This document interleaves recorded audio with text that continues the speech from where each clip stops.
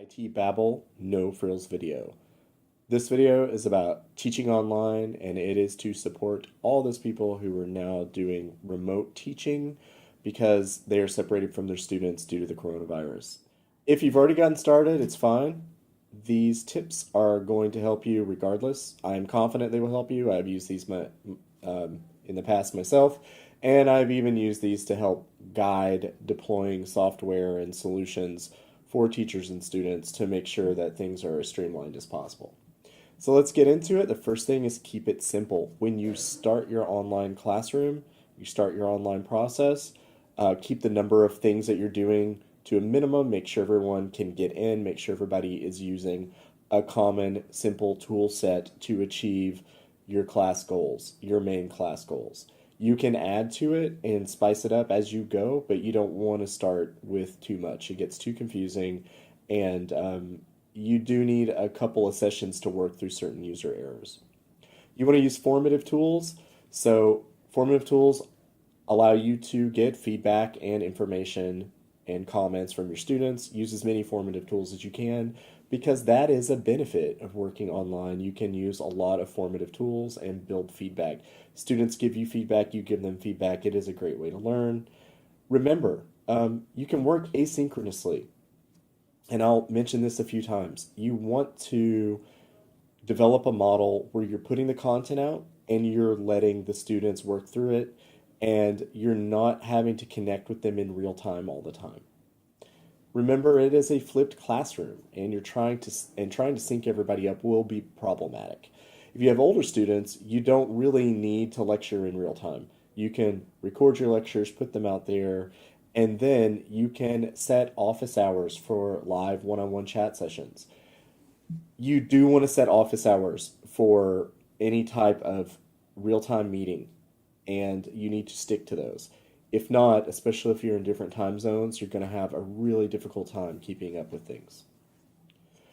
Create a series of check-ins for reading and assignments. When a class kicks off, if they've had an assignment, you want a check-in, you want a quick quiz, you want something, and make sure they know they're being assessed.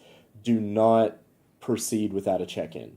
You need to let them know that it's not a time to be looking up and researching. If you're meeting in real time, it's usually for discussion. It's not a time to read. You want to keep those real-time meetings for real-time activities. And set strict deadlines, because when you work online, you move faster. You're not going to be able to keep up collecting work. In the past, if you're giving a lot of feedback, it's going to really slow everybody down. So just don't take late work, set the deadline, and move on, especially if you have older students. They will get the hang of it, and they will catch up. They will have a more disposable time if they're working through this method and they're not going to class. In terms of your department, you want to set a daily department check-in. If you can't do it in real time, at least set a time every day to check in with your department somehow in a forum or in some structured format. The idea is that you're checking in, you're explaining what you're doing, you're posting any problems your department head could possibly help with, and you're making certain that everybody is on the same page. You also want to set a weekly check-in with your principal to do the same thing. This isn't a time to complain or have long conversations. This is a 10 to 15 minute check-in period if you're meeting all together, and if not, you would check in for a few minutes, put up your information, and move on. Everybody will benefit from this, and it'll give your head of department and your principal a chance to help work through issues as they come up and take care of them on your behalf. It's important to stay on track as a team and department and not to fragment the ecosystem. So this means that you should only use official tools and don't use unapproved applications or social media. So for example, if everyone's using Google Classroom, great. Don't move your class to Facebook groups. This isn't going to be beneficial. It's going to be hard for you to prove what you've been doing. It's going to be hard for you to run any kind of assessment, and it's going to be hard for your administrators to have any kind of oversight and to support you if there's some kind of conflict with a parent or something like that. You just want to stay together. If you find a new tool and you think it's amazing, that's what the daily check-in is for. Suggest the new tool, give people time to check it, confirm it with your principal if you need to, and move on. But that's why you want to set up this cycle. If you can't access systems. For example, maybe you can't get into your Power School because it's hosted at your school and for some reason you can't log in.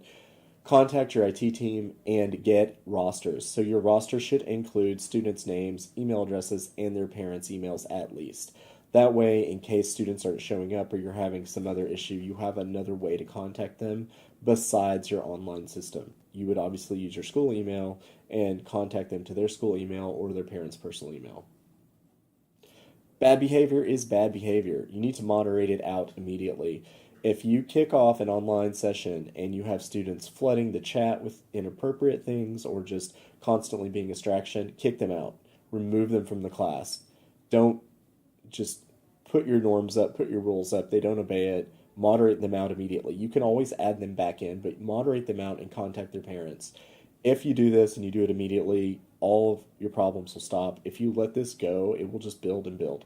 Remember, you cannot usually control them harassing one another, things you're not seeing. So bad behavior building is just going to spiral out of control and you're not going to be able to manage it. YouTube. If you are a Google Apps for Education school, when you log in to YouTube and sign in with your account, you should see something in the upper right-hand corner that says Studio. Using Studio, you can record yourself live. So if you want to do a lecture where you're on the screen, and maybe you have manipulatives, maybe you're working with younger students and you want them to see what you're working with, you want to write on a whiteboard, this is a good way to do it because if they can join, but when you're done, there is a recording to share. And it's an interesting tool if you use it that way. It's not the screen sharing type tool like I'm using here, but a lot of people find it more efficient, especially if they want to write. So if you have a portable whiteboard and you want to write, this is a really good solution. And again, you've got it to use later. They don't have to join at the same time. It's an excellent way to keep everyone synchronized.